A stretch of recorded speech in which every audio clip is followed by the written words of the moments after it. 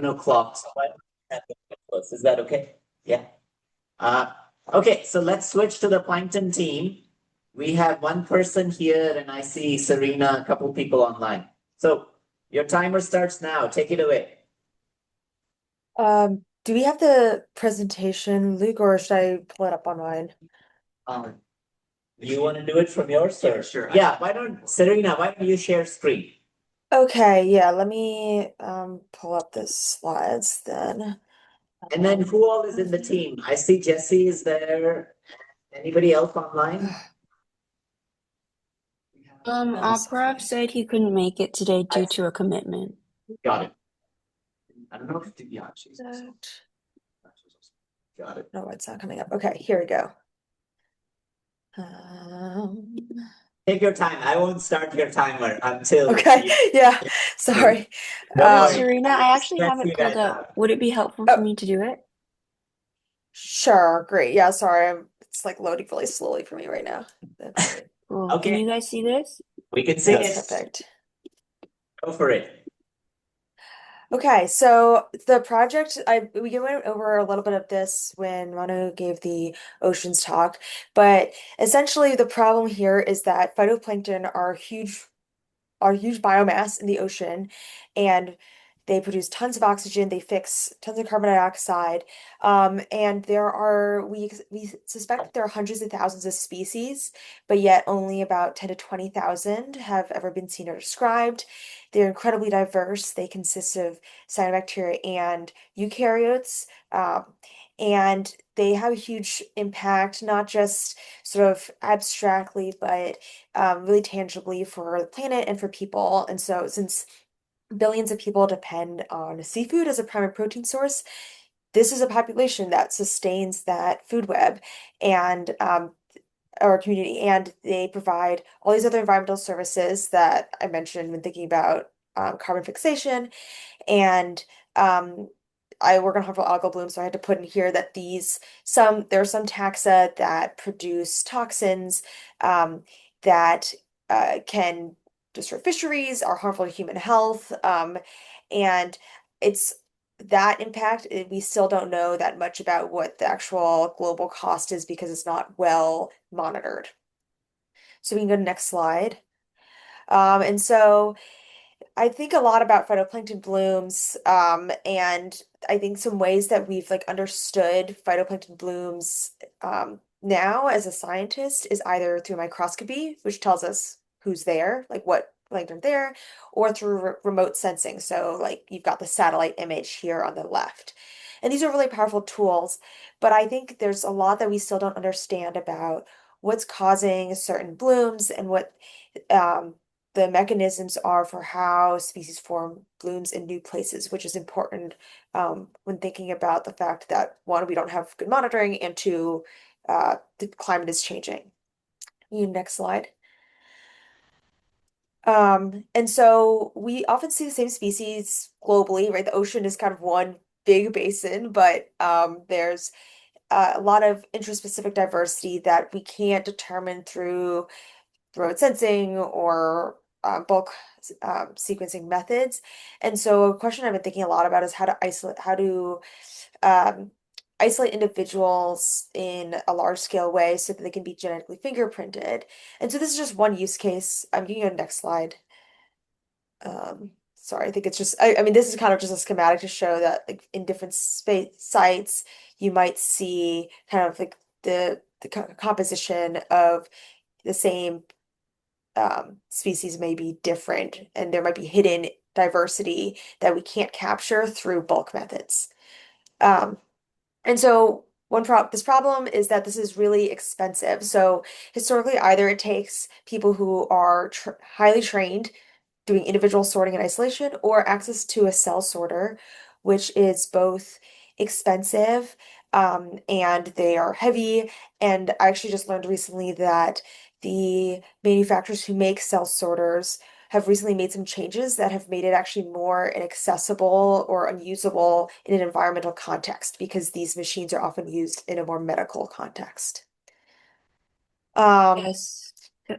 and now Jesse will take over from here. Yeah, so adding on to what Serena was saying, facts. Fluorescence activated cell sorting is super expensive for a variety of reasons, including complex optics, precision microfluidics, expensive machines ranging from $100,000 to $500,000 per machine, and requiring specialized training to operate these machines.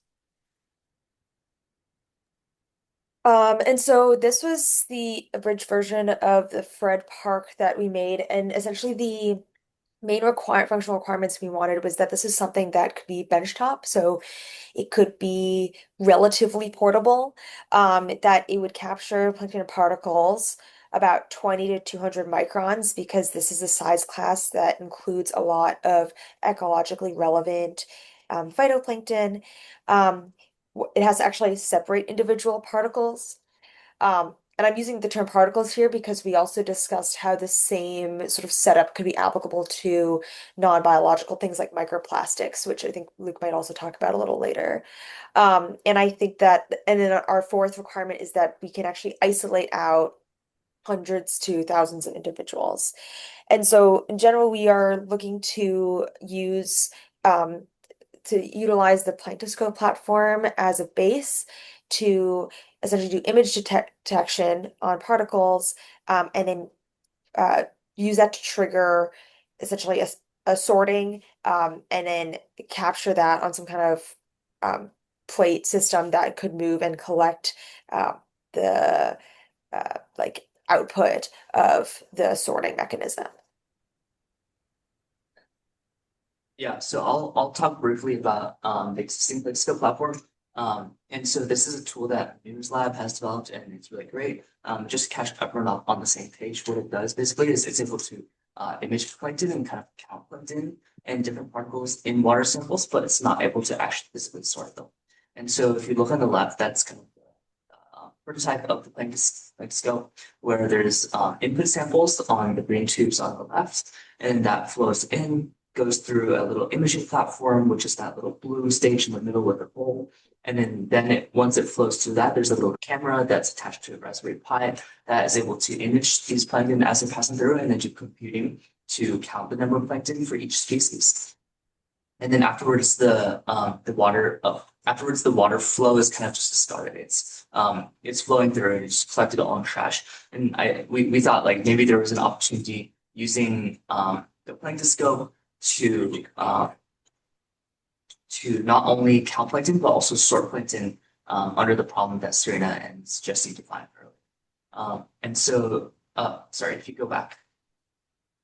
And so on the right, that's just an image of what it looks like when you image plankton, and then you can see all these different species. But we were wondering, within this workflow of image processing, can we also use the image processing to recognize individual plankton and then trigger an event where it's able to sort individual plankton that we're interested in or other particles that we're interested in toward a direction and collect those. Next slide. I love the mandala up the right. Yeah. Keep going. Yeah. Yeah. And yeah, for the rest of the presentation, just going to talk about some, if you go back, some low-cost implementation prototypes, some microfluidics ideas, and some other moonshot design ideas. Next slide. And so just to get our feet wet, we tried to implement this low-cost implementation prototype, and the glare is a little bit, but basically the idea is you have the input sample at the top, and it's again flowing through with the blue arrows down through toward the microscope stage. And so if we can then, so there's two things that we need to do. One is on the software side, we need to adjust the software so that the image processing is instantaneous. Right now, the Planktoscope is processing things post hoc, meaning once you collect all the samples, it'll flow everything through, and then it analyzes everything, and then it classifies things. But we would need to address the software side challenge, which is to make this a real-time detection and work with the Raspberry Pi and the code within the software to make it real-time plankton detection. And then once it detects an individual plankton in real time, it has to have a little bit of a delay for the plankton reaches kind of the junction at the bottom. And so that's the T junction we were kind of playing with. And so the idea is if we have plankton that we were interested in or particles that we're interested in, we sort in one direction, versus if it's not anything that we're interested in, we're sorting in the other direction to the left. And so we need a little bit of delay before the plankton or other particle reaches that junction. And once the plankton or particle reaches that junction, that would trigger these valves. And so these valves, I'll talk about in detail, but these valves, we tried to prototype them on the next slide. Yeah, so this is like our idea for the valve. We use the wiring to connect the Raspberry Pi and the imaging processing to solenoids, and these solenoids should be able to basically like turn the electrical signal and magnetic signal into like a physical push, and should be able to push the little tube shuts, and hopefully that compresses the tube enough that it stops flow in one direction and then forces flow in the other direction. And so we were going to implement this. We have all the supplies, but over the weekend the UTL was closed and I could not get in, so could not do anything with that. But if you go to the next slide, that's just the stuff that we have right now. We have all the supplies. Actually, my backpack right here, but yeah, not able to actually make physical design. But that's kind of like immediate idea of that came to us. If you go to the next slide. Oh yeah. Yes, Yeah. I can add on to what Luke was talking about from here. So we had a conversation with Hannah from a news lab discussing how we could leverage existing sample isolation methods to solve the problem we described. And Hannah had mentioned this technique in which you can add oil into a specific sample at a set ratio, vortex that sample, and then it encapsulates whatever you're looking for into these single cell droplets, which allows us to characterize the individual droplets with some sort of model. And through this characterization, what if you could kind of change the direction of the shunt that Luke described in his prototype to determine the direction of what is sorted? And Divyanshi, I don't know if you're here. She messaged Not and here. said she couldn't make it. Okay. Well, Divyanshi had come up with a prototype. I can skip that one. If You can say a word about it. I can talk about it. Yeah. Yeah. So the idea with the microfluidics is hopefully we can not only sort individual plates in different directions, but also maybe encapsulate them in individual little oil droplets, and then maybe then you can even do sequencing or do like any other approaches that would add on to kind of microfluidics. And so Aparel from our team is actually working on a microfluidics prototype.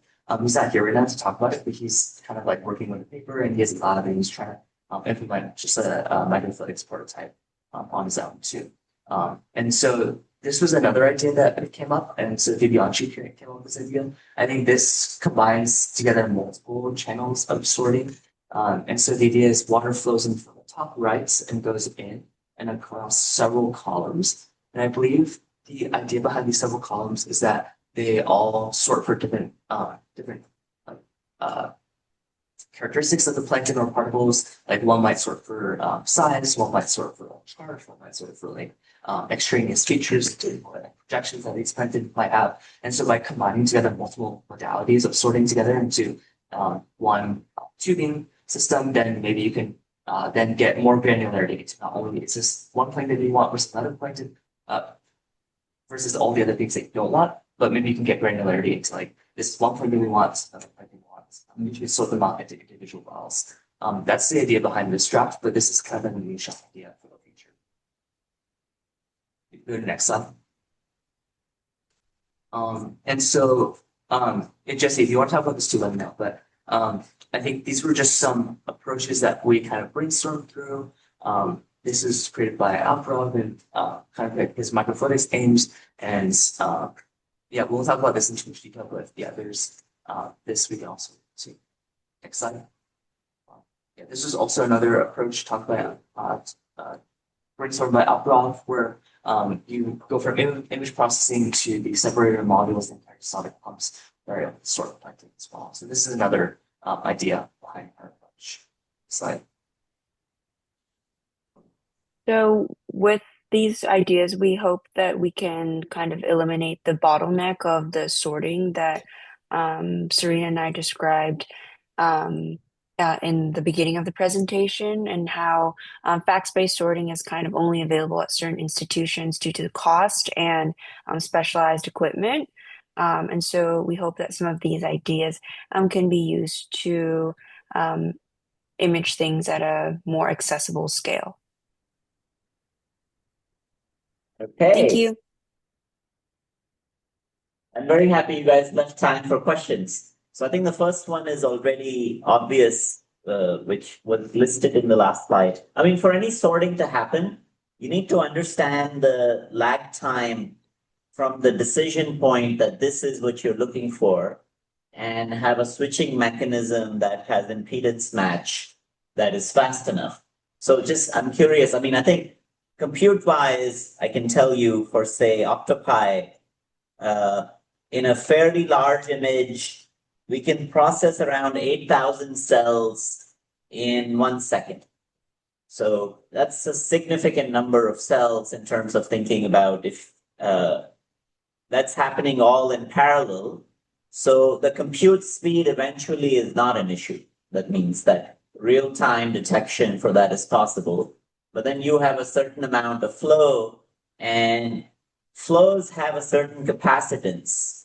So the trick here is that by the time you perturb the flow, it significantly changes. So for the solenoid valves, what's the fastest frequency you can pulse them at?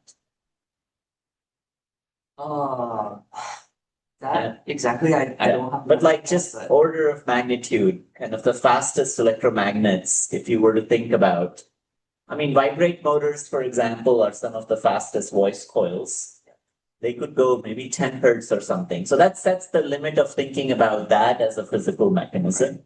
And So then there is acoustics, which is kind of what was referred in transducers, and they can go a little bit faster.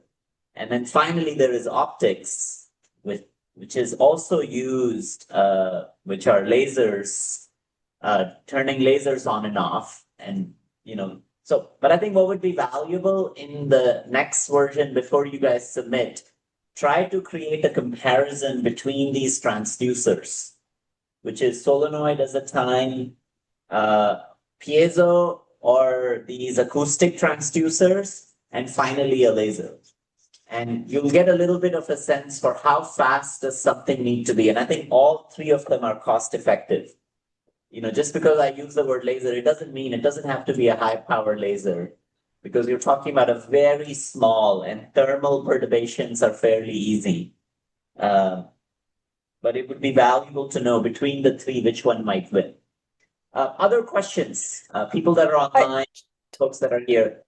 Oh, I go just ahead. want to address that point one to another. Yeah, so I think like this came up when we were talking about this, and we had thought about this issue in general of density of sample, because if you have some sample with a lot of particles in it, it may be also hard. You might get this like issue of getting doublets, or like you're saying, like the valves, if they can't operate quickly enough.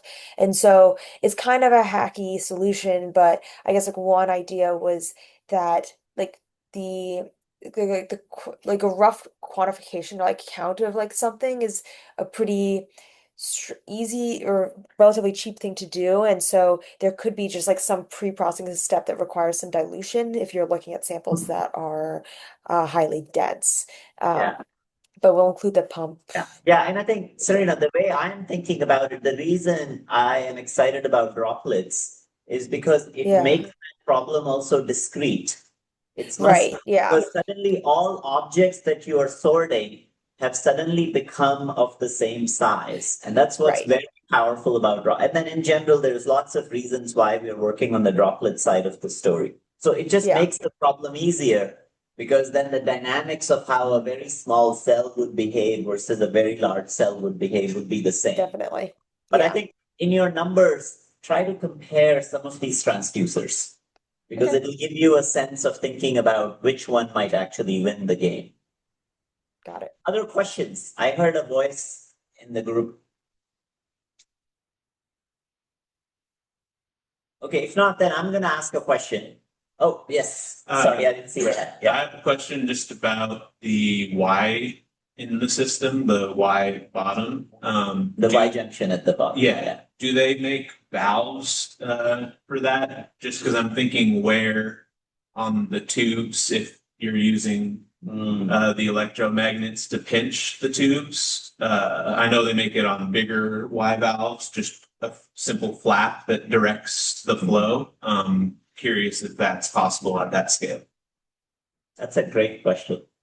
Yeah, yeah, that's a good question. Like we haven't like looked into it extensively, but my intuition is that there's probably more expensive and more complicated systems that you could get and look into. I think for initial prototypes, you wanted to just do something like very simple and very cheap, like a light bulb. But if there's something more complicated and like is able to do a better job at sorting at the exact junction that we're looking at. Yeah, but I think the question is, or the way you should think about it is, imagine what is the farthest distance that your actuator is from the moment where there is bifurcation that's happening in the flow. You can imagine this idea that if the valve is way far, it is not so precise of what bifurcation happens at flow. And it might be that if you're in an absolute valve and it's at a zero Reynolds number and there's no elasticity in the problem, then actually you can be at infinite distance, because that doesn't matter, because the moment the flow has shut on one side, the rest of the flow has no choice to go with. But you're kind of, the problem with the planktoscope scale is it's at this intermediate Reynolds number. And so one thing to do would be is to play with a pinching tube and actually flow some fluid at the length scales that you have and explore the idea of how far should you pinch. And there's some simple calculations that you can do around capacitance of elastic tube. You know, very much like in electric circuit analysis, we use the idea of impedance and capacitance. There is an analogy of impedance and capacitance, not in the electrical sense, but in a hydrodynamic sense. So elasticity in a tube shows up as capacitance in hydrodynamics. And so you can play with that to say, oh, how rigid should my tubes be to be able to make sure that it is instantaneous? And then the last thing that I was going to say is clogging. I think the reason fax is so expensive is because it clogs. And so thinking a little bit about this idea that there is a pre-filtration step that you mentioned, Serena, might be essential to do that.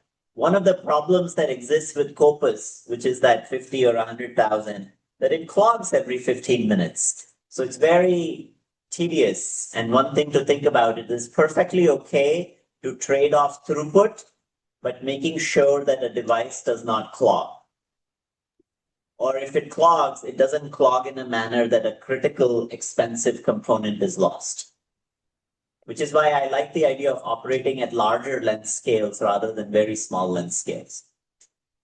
So I think in the final thing, you guys should address that as a risk and play with that to see how do you avoid clogging. Okay, let's switch. We have two more talks. I know some of you